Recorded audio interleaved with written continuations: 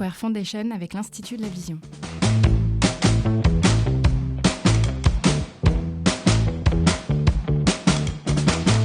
Je suis Marion Ranvier, directrice de la Content Square Foundation. Content Square Foundation a pour mission d'œuvrer pour un monde digital inclusif et accessible. Je suis Emmanuel Gutmann, directeur général de Streetlab, filiale de l'Institut de la Vision, dont l'objet social est d'améliorer l'autonomie des personnes déficientes visuelles. Comment ce projet a-t-il été initié ?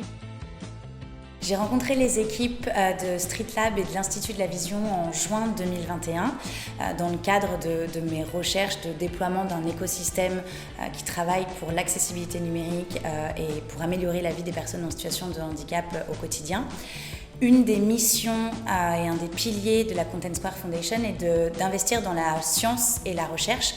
Donc très rapidement, on a discuté d'un projet d'envergure qui nous permettrait de comprendre le comportement des personnes en situation de handicap en ligne grâce aux outils de Content Square. Pourquoi choisir de s'associer à la Content Square Foundation ? Alors, comme vient de l'expliquer Marion, l'idée c'était de bénéficier de l'expertise de Content Square Foundation dans tout ce qui est data, comportement utilisateur et surtout bénéficier de leur, en tant que leader de l'analyse de la donnée, de ce flux de données qu'on ne peut pas avoir accès dans un institut de recherche pour mieux comprendre les comportements utilisateurs. Et nous, l'Institut de la Vision et Streetlab, on va leur apporter cette vraie compréhension des maladies liées à la déficience visuelle et tout ce qui est lié à la vision. Pourquoi choisir de s'associer à l'Institut de la Vision ?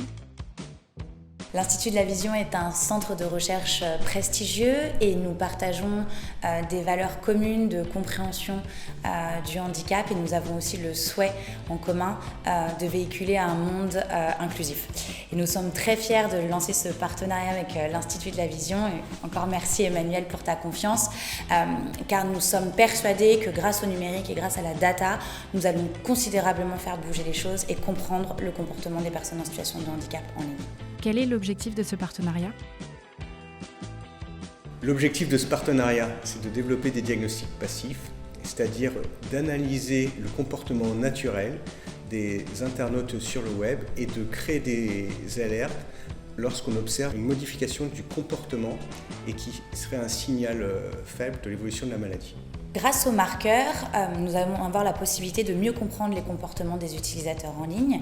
Donc, in fine, on va être en mesure de faire de meilleures recommandations en termes d'expérience utilisateur et d'avoir des sites créés en amont, accessibles et inclusifs pour tous les utilisateurs. Qu'est-ce que cela va-t-il permettre pour les personnes en situation de handicap ? Ça va permettre aux personnes en situation de handicap et des personnes déficientes visuelles de naviguer naturellement sur le web, de pouvoir notamment lire le journal et sans qu'ils aient rien à faire, des alertes se déclencheront quand on observera une évolution du comportement liée à une évolution de la maladie. C'est vraiment là qu'on veut aller. Ce qui est génial, c'est que le web se met au service des personnes en situation de handicap et pas l'inverse. Donc c'est un projet ambitieux mais pas utopique. La Content Square Foundation envisage-t-elle des partenariats similaires avec d'autres organisations ? Oui, tout à fait. Un de nos piliers, comme je l'ai dit en préambule, est d'investir dans la science et la recherche. Et donc, on va favoriser ce type de partenariats qui ont pour but d'améliorer le quotidien des personnes en situation de handicap sur le web et donc de promouvoir l'accessibilité numérique pour tous.